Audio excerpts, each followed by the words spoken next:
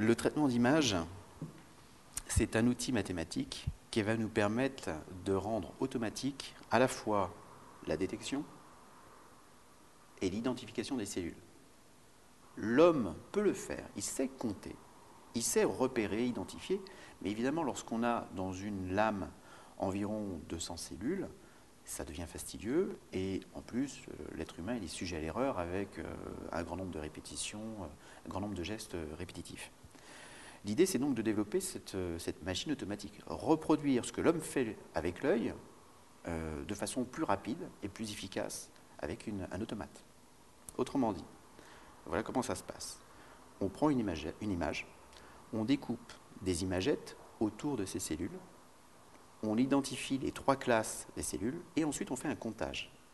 On est donc capable de dire si un environnement artificiellement posé, qu'il soit de type collagène ou PAI-1, favorise ou non la migration cellulaire.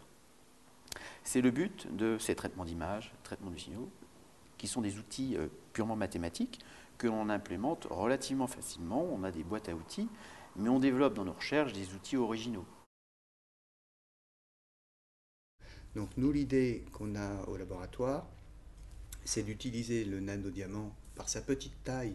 Il peut aller au cœur des cellules, parce qu'il va diffuser, il est tout petit, invisible à l'œil nu bien entendu, et son caractère diamant veut dire que c'est du carbone, et le carbone c'est molécule de la vie. Donc on peut le marier qu'une biomolécule. C'est des nanodiamants fluorescents qu'on utilise, et cette fluorescence, donc cette capacité à renvoyer une lumière sous forme d'une signature qui dit je suis bien le nanodiamant que vous cherchez, cette capacité-là, elle est liée à des défauts qu'on introduit au cours de la fabrication.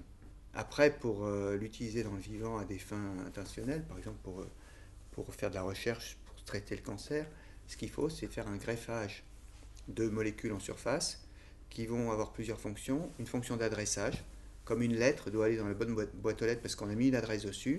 On peut mettre sur du diamant après greffage, on peut mettre une molécule qui va lui permettre d'aller spécifiquement à l'endroit où on veut. Cibler par exemple une cellule tumorale. Et une fois qu'il est arrivé à bon port, il faut que ça fasse aussi l'office de cargo, transporter soit un médicament toxique pour la cellule, soit une molécule qui n'est pas un médicament mais qui va activer une cascade pour dire à la cellule meurt, déclencher ce qu'on appelle l'apoptose, la mort cellulaire programmée. On a créé une entreprise qui s'appelle Diamlight, qui est une entreprise établie sur Évry, qui a le label Génopole, et qui a démarré son exercice en avril 2014. Alors, Diamlight, c'est le bras armé, c'est cette société-là qui va commercialiser les nanodiamants. Soit pour des applications en recherche, puisque ces nanodiamants, comme on l'a dit tout à l'heure, sont détectables par des techniques dites non invasives, hein, par de la lumière. Donc, ça a tout un volet recherche qui nous intéresse en biologie, pour marquer des molécules et voir où elles vont, comment elles se comportent, etc.